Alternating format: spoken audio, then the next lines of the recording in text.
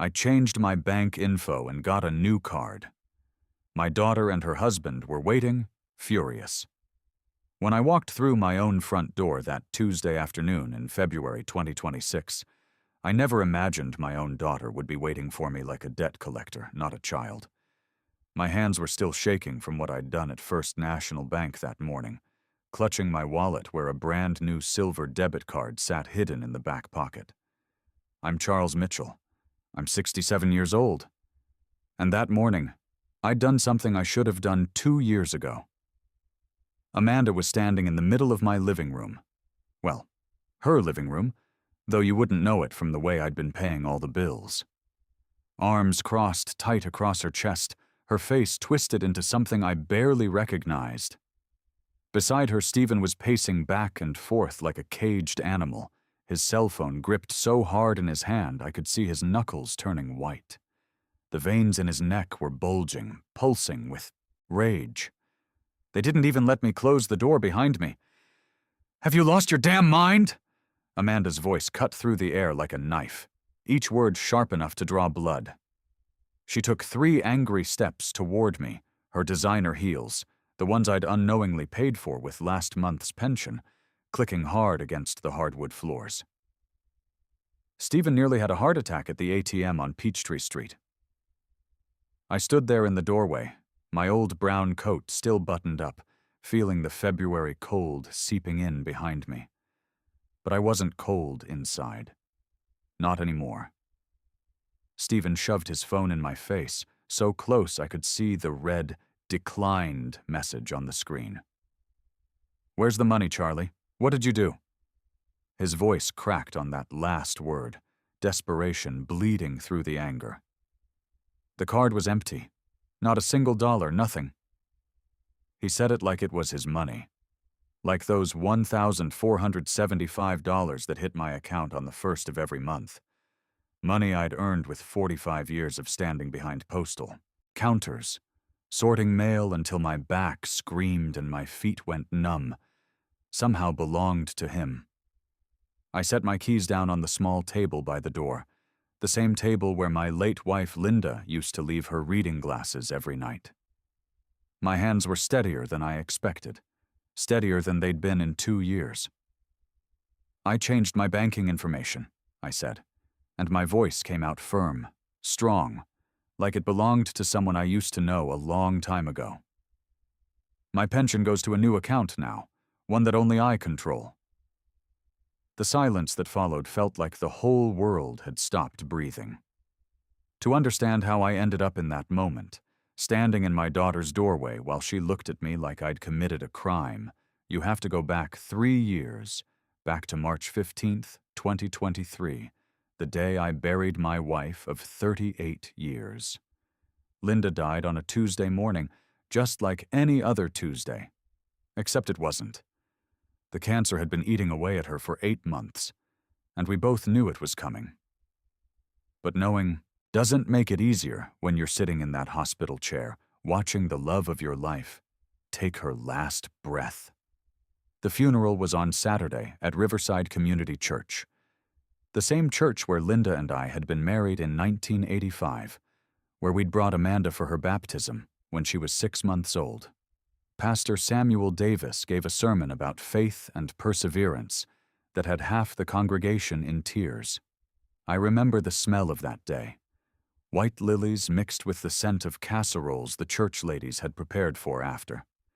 Amanda stood next to me through all of it, her arm around my shoulders. She was 33 then, working at that boutique in downtown Atlanta, selling overpriced dresses to women with more money than sense. She kept whispering, "I'm here, Daddy. I've got you." And I believed her. God help me, I believed every word. The first few months after Linda died, I learned what real loneliness was. That house on Pine Street, 3 bedrooms, 2 bathrooms, felt like a warehouse. Every room echoed with her absence. Her coffee mug was still in the cabinet. Her perfume was still in the bathroom, and sometimes I'd open it just to smell her again. I'd wake up at 3 a.m. expecting to hear her breathing next to me, or to find her in the kitchen reading the morning paper. The reality would hit me fresh every single time, like learning she was dead all over again. Harry Thompson, my best friend since we started at the Postal Service together in 1982, came by every week with beer and bad jokes. "You need to get out of this house, Charlie," he'd say, watching me push food around my plate. "Linda wouldn't want you wasting away."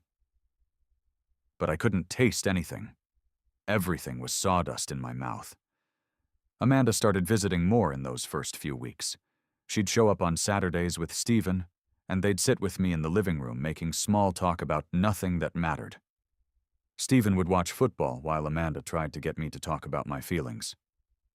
"Daddy, you can't stay in this house alone," she said one afternoon in late June. We were sitting on the porch, the same wicker furniture Linda had picked out in 1995. "It's too much house, too much emptiness. Come stay with us for a while." Stephen nodded, giving me that smile of his, the one that showed all his teeth, made his brown eyes crinkle at the corners.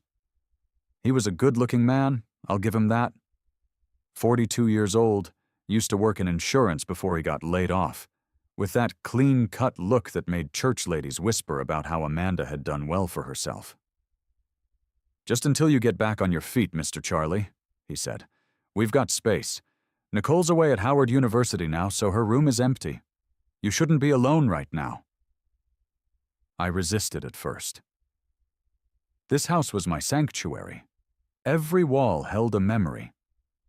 Amanda's height marks on the kitchen door frame, the dent in the hallway where I'd dropped a toolbox fixing the water heater, the water stain on the ceiling from when the upstairs bathtub leaked in 2010. This was where I'd lived my life. But God, the silence was crushing me. The nights were the worst. I'd lie in that bed, our bed, and the emptiness next to me felt like a physical weight. Amanda kept pushing, gentle but persistent. "Just for a little while, Daddy. Just until the grief isn't so sharp." Harry tried to warn me. We were sitting in my garage one September afternoon, working on my old Chevy pickup, when he said, "Charlie, buddy, take your time with this. Grief makes us vulnerable, makes us do things we might regret." "It's just temporary," I told him. "Just until I can figure out how to be alone again." Harry gave me a look I didn't understand then. Sometimes temporary things have a way of becoming permanent. On October 15th, 2023, I packed 2 suitcases with my clothes, some photographs, and the wooden toolbox Linda had given me for our 10th anniversary. I locked up 427 Pine Street and moved into Amanda and Stephen's rental house in Brookhaven, about 30 minutes north of Atlanta. The house was smaller than mine, a 1-story ranch built in the early 2000s. They gave me Nicole's old room at the back, next to the laundry room. It was maybe 12 feet by 10 feet with a single window that looked out onto the neighbor's fence. The walls were still painted the pink Nicole had chosen when she was 14. "We'll repaint it," Amanda promised. "Make it more your style." They never did. That first night, lying in that narrow twin bed under a poster of some singer I didn't recognize, I told myself it was temporary. Just a few months until I could face my empty house again. Just until the grief eased up. I should have known better. I should have remembered what Linda always told me. "Charlie, when someone shows you who they are, believe them the first time." The first few months weren't bad. I actually thought I'd made the right decision. Amanda would come home from the boutique around 6 p.m., and I'd have dinner ready. Pot roast, mashed potatoes, green beans the way Linda used to make them. We'd eat together at the kitchen table, talking about our days. Stephen was supposedly job hunting after getting laid off from Southeastern Insurance in March, so he was home most days. He seemed grateful for the cooking and cleaning I did to help out. "Mr. Charlie, this cornbread is amazing," he'd say, reaching for a second piece. "Better than my mama's, and don't tell her I said that." I felt useful, needed, like I was contributing to the household while I healed. On Sundays, We'd all go to Riverside Community Church. Not my usual spot, but close enough. I joined their men's group, met some good guys around my age. Started to build a new routine. Amanda and I would have long talks some evenings, sitting on the back deck after dinner. She'd tell me about difficult customers at the boutique, about her dreams of maybe opening her own shop someday. I'd tell her stories about her mama, about our early years together when money was tight, but love was all we had. "I miss her too, Daddy," she said one night in December, tears streaming down her face. "I keep wanting to call her to ask her advice about things." We held each other and cried, and I thought, this is what family is. This is what gets us through. I should have been paying more attention to the small things, like how Stephen started sleeping later and later. By February 2024, he wasn't getting up until noon most days. When I'd ask about his job search, he'd wave me off. "Got some interviews lined up, Mr. Charlie. Don't worry about it." Or how Amanda started coming home with shopping bags more frequently, designer purses, new shoes. "They were on sale," she'd say when she caught me looking. "Employee discount." In March 2024, Stephen asked to borrow $500. "There's this certification course," he explained. "Insurance continuing education. It'll help me get a better job. I'll pay you back next month when I start working." I gave him the money from my pension. $1,475 hit my account on the first of every month.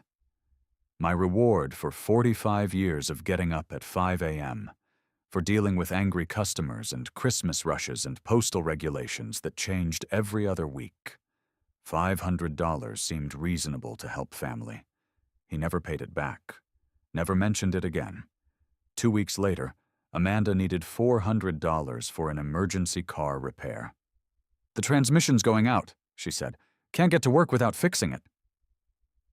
I gave her the money. Family helps family, right? That's what Linda always believed. I never saw any mechanic's receipt, but I saw the new Coach purse she carried to work the next week. By summer 2024, I was noticing other things. The refrigerator was always full of expensive steaks and salmon. Stephen had upgraded to premium cable with all the sports channels. Amanda got her nails done every week at that fancy salon in Buckhead. $60 a visit, I found out later. My role in the house was shifting too. Subtle enough that I didn't see it, happening until it was already done. I wasn't a guest anymore. I wasn't even family. I was the help. "Mr. Charlie, breakfast is taking too long," Stephen said one morning in August. I got somewhere to be. He didn't have anywhere to be. He hadn't had a job interview in months. But I hurried up with his eggs anyway. "Daddy, you didn't fold my work shirts right," Amanda complained. "There's still wrinkles. Can you do them again?" I did them again. "The bathroom still has spots on the mirror," Stephen said, standing in the doorway while I was scrubbing the toilet on my hands and knees. My 67-year-old knees that screamed with every movement. I cleaned it again. The conversations about Linda stopped. Nobody asked how I was feeling anymore. We didn't talk about grief or healing. We talked about chores I needed to do, groceries I needed to buy, meals I needed to cook. On weekends, they'd get dressed up and go out to dinner at restaurants I recognized from when Linda and I would treat ourselves on special occasions, places where a meal cost $60 a person. They never invited me. "Those places are too loud for you, Daddy," Amanda would say, checking her lipstick in the hallway mirror while I stood there in my old work shirt. "At your age, you need your rest." I'd stay home and eat leftovers, watching old westerns on TV in my small pink room. Then came the conversation that should have set off every alarm bell I had. It was a Saturday in November 2024, almost a year since I'd moved in. Stephen knocked on my bedroom door around 10 a.m. I was sitting on my bed, looking at old photos of Linda in my lap. "Mr. Charlie, you got a minute? I want to talk to you about something." He sat down in the small chair by the window, leaning forward with his elbows on his knees. His face was serious, concerned even. I recognize that look now. It's the look of a con man setting up his mark. "I've been thinking about your finances," he said. "Your pension and all. It must be stressful. Managing money at your age, especially with everything you've been through with Mrs. Linda passing." I didn't say anything, just waited. "What if we made it easier?" he continued. "What if your pension went directly into our joint account? That way, Amanda and I can handle all the household expenses. You wouldn't have to worry about bills or anything. We'll take care of everything, just like Mrs. Linda used to do." He said it so smoothly, so reasonably, like he was doing me a favor. "You remember how Mrs. Linda handled all the finances?" he went on. "You always said you weren't good with numbers. Let us do that for you. It'll be simpler." Amanda appeared in the doorway like they'd rehearsed it. "It makes sense, Daddy. You're living with us, eating our food, using our utilities. It's only fair you contribute, and this way, you won't have to stress about managing it yourself." Our food. Our utilities. In that moment, I stopped being a father staying with his daughter. I became a tenant, a burden who needed to pay his way. And I was so tired, so worn down by grief and loneliness, and the overwhelming relief of not being alone in that empty house. So I said yes. On December 1st, 2024, I signed papers at the bank that gave Amanda and Stephen access to my account. They told me it was just for direct deposit, that I'd still have my own card.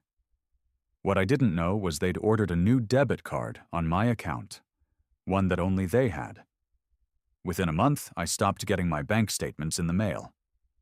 "We get them online now," Amanda explained. "Paperless. Better for the environment." Within 2 months, I stopped seeing any of my pension money. "It's all going to household expenses," Stephen said when I asked. "Food, utilities, rent, it all adds up, Mr. Charlie." Within 3 months, I couldn't afford to buy myself a new pair of work boots when my old ones wore out. "Money's tight right now," Amanda said. "Maybe next month." But there was always money for her shopping, trips.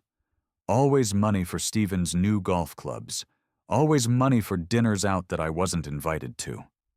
I had signed my freedom away, thinking I was being helpful, thinking I was contributing to family. I had walked right into a trap, and I didn't even know the cage door had locked behind me until it was too late. Or at least, that's what they thought. By spring 2025, I was basically an unpaid servant in my daughter's house. Wake up at 5:30, make breakfast, clean house, do laundry, make dinner, clean up. 7 days a week. No days off. No pay. No respect. When I asked for $20 to buy myself some new socks, Stephen looked at me like I'd asked for the moon. "What do you need money for? We provide everything you need." Everything I needed. Like I was a pet, not a person. The months blended together. Summer turned to fall, fall to winter. I watched them live high on my pension while I wore holes in my shoes. Stephen bought a new truck in cash. Amanda redecorated the living room twice. They took a vacation to Florida in December and left me home alone for a week. The moment that changed everything happened on a Wednesday afternoon in late January 2026.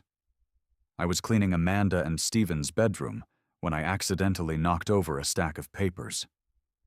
Bending down to pick them up, I saw it. A bank statement that had fallen behind the nightstand. Capital One Bank. Statement period December 1st to 31st, 2025. Account holder, Stephen Parker. Current balance, $23,847.63 in debt. I sat down hard on their bed, my hands shaking so much the paper rattled. $23,000 in debt. How was that possible? I started reading the charges. December 3rd, DraftKings.com, $750. December 5th, FanDuel Sportsbook, $500. December 8th, bet MGM, $1,200. December 10th, bovada.lv, $850. It went on and on, page after page of gambling sites, sports betting, online casinos. Mixed in were other purchases. December 12th, Morton's Steakhouse, $347.89. December 18th, Tiffany & Company, $1,456. December 23rd, Macy's, $843.67. My chest felt tight. I couldn't breathe right. This was one credit card statement. Just one. For 1 month. I started looking for more. In the bottom drawer of Stephen's nightstand, under a stack of golf magazines, I found a folder. Inside were more statements, more credit cards I didn't even know existed. Chase Sapphire, $18,234.56 in debt. American Express, $15,678.90 in debt. Discover, $8,456.23 in debt. I knew where the money to pay these minimums was coming from. My pension. My $1,475 a month that I'd earned with 45 years of service. They were using my money to pay the minimums on Stephen's gambling debts, while he kept betting more. That night, I couldn't sleep. I lay in my narrow bed, staring at the ceiling, doing math in my head. December 2024 to January 2026. 22 months. $1,475 a month. Over $32,000 of my money had gone into their account. $32,000 that should have been mine. The next morning, Thursday, I made a decision. I was going to the bank. I need to go to the post office, I told them at breakfast. Some paperwork about my benefits that I need to handle. Stephen looked up from his phone, suspicious immediately. What kind of paperwork? I can take care of it for you. It's about survivor benefits, I lied smoothly, surprising myself with how easily the lie came. Government thing. I have to sign forms in person. I left the house at 10 a.m., taking the bus downtown. But I didn't go to the post office. I went to First National Bank on Peachtree Street, the same bank where Linda and I had opened our first joint account in 1985. The banker was a young woman named Patricia Brown. Kind eyes, professional smile. I asked to see all the transactions on my account for the past 22 months. She printed out everything. The stack was nearly 2 inches thick. I spent 2 hours going through those statements, and with every page, I felt my heart grow harder, colder. The numbers didn't lie. December 2024. Pension deposited $1,475. Withdrawals, December 2nd, ATM $500. December 8th, Best Buy $456.78. December 15th, DraftKings $300. December 28th, Total Wine $234.56.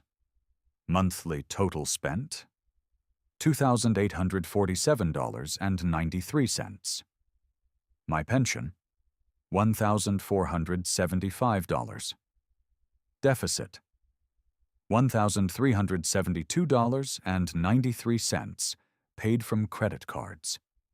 January 2025, same pattern. February 2025. Worse. By summer, they were spending $3,000 to $4,000 a month, while my pension stayed at $1,475. The rest came from cash advances on Stephen's credit cards, creating a debt spiral that never ended. And on it went, month after month. My pension would hit the account on the 1st. Within days, sometimes within hours, it would be gone. Spent on restaurants I'd never eaten at, clothes I'd never worn, gambling sites I'd never heard of. Total amount stolen over 22 months, $32,450. That's what my daughter and her husband had taken from me while I wore the same 3 shirts, while I couldn't afford new boots, while I scrubbed their toilets and cooked their meals. "Ma'am," I said to Patricia Brown, my voice steady as steel, "I want to open a new account. Today. One that only I have access to." She smiled. "Of course, Mr. Mitchell. It's your money. You have every right to control it." Within an hour, I had a new account, a new routing number, and paperwork to change my pension direct deposit. Patricia handed me 3 copies of all my statements. "Keep these safe," she said. "This shows a clear pattern of financial exploitation. You might want to consider speaking with an attorney." An attorney? The word felt foreign, but I nodded. My new debit card would arrive in 5 business days.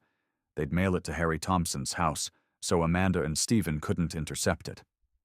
I spent the next week living like a spy in enemy territory. Made breakfast, cleaned house, pretended I was still the same broken-down old man who'd given up his power. But I was different now. I had evidence, I had proof, I had a plan. On March 1st, Stephen went to the ATM, like he always did when my pension hit. My pension had deposited into the old account one last time, just like Patricia said it would. Stephen came back with groceries and a new fishing rod he didn't need. The real test would be April 1st, when my pension didn't show up, when the money dried up, when their whole scheme collapsed. That Tuesday, February 25th, I went to Harry's house and picked up my new debit card. Silver, shining, with only my name on it. "You sure about this, Charlie?" Harry asked. "Once you do this, there's no going back." "I'm sure," I said. And I was. Which brings us back to that moment. Standing in Amanda's living room, watching my daughter and her husband realize their ATM had just been shut off. "Total stolen," I said, dropping the bank statements on the coffee table with a heavy thud. $32,450 over 22 months, while I couldn't afford work boots, while you complained about water spots on mirrors I was cleaning on my knees. Amanda was sobbing now. "We were going to pay you back. We just needed time." "Time?" I laughed, but it wasn't a kind sound. "You've had almost 2 years. In that time, Stephen's gambling debts have grown to over $65,000 across multiple credit cards." Stephen's jaw clenched. "You were going through my private papers." "In a house where I was paying all the bills," I said firmly, "with money you were stealing to fund your gambling addiction." I picked up my keys. "Here's what's going to happen. You have until March 31st. Pay me $800 a month rent or find somewhere else to live. And Stephen, get a job, any job. Stock shelves at Home Depot for all I care. But this gravy train just derailed." "Where are we supposed to get $800? Amanda cried. "I suggest Stephen stops gambling and starts working," I said, "like I did for 45 years. Over the next month, I watched them scramble. Stephen actually got a job at a warehouse. Amanda picked up weekend shifts at another boutique. They made their first rent payment on March 31st, exactly on time. But I'd already made my decision. I was going home. 6 months later, I'm sitting on the front porch of 427 Pine Street. My real house. The house Linda and I bought together. I moved back in May after giving those tenants I'd never known about proper notice. Amanda and Stephen had been renting out my house for $1,800 a month since October 2023, pocketing every penny. That's another $30,600 they owe me. Stephen is still working at the warehouse and attending Gamblers Anonymous meetings 3 times a week. Amanda got promoted to assistant manager at her second job. They're paying me back $200 a month now, $150 for the pension theft, $50 for the rental income theft. At this rate, it'll take 26 years to repay what they stole. But I appreciate the effort. My granddaughter Nicole visits every few weeks when she's home from Howard. We have dinner together, talk about her studies, her plans after graduation. She was the one who told me Amanda had been intercepting my phone calls for months, lying about my condition to keep us apart. My relationship with Amanda is healing. Slowly. We're not enemies, but trust doesn't rebuild overnight. She calls every other week now, usually to update me on the payments and tell me about her therapy sessions. Yes, she's in counseling now, working through her fear of poverty and her issues with money. Harry comes over every Wednesday. We work on my truck, drink beer, watch baseball. Yesterday, we started a support group at Riverside Community Church for seniors who've experienced financial abuse from family members. Turns out there are more of us than you'd think. I've learned some things these past months. At 67, it's not too late to stand up for yourself. Not too late to say no. Not too late to reclaim your life. Family isn't defined by blood. It's defined by respect, by love that doesn't exploit. The grief over Linda hasn't gone away. I don't think it ever will. But I'm learning to carry it alongside purpose, alongside hope for what comes next. I'm Charles Mitchell. I'm 67 years old. I survived 45 years of postal service, 38 years of marriage, and 22 months of financial exploitation by my own daughter. I'm still here, still standing, still building something meaningful from the pieces. They say you can't teach an old dog new tricks, but sometimes this old dog just needs to remember he still has teeth. Because sometimes the greatest act of love for your family is teaching them that your kindness was never their right to exploit. And if there's one thing this old postal worker learned after 45 years of service, when someone keeps taking without giving back, it's time to return that relationship to sender.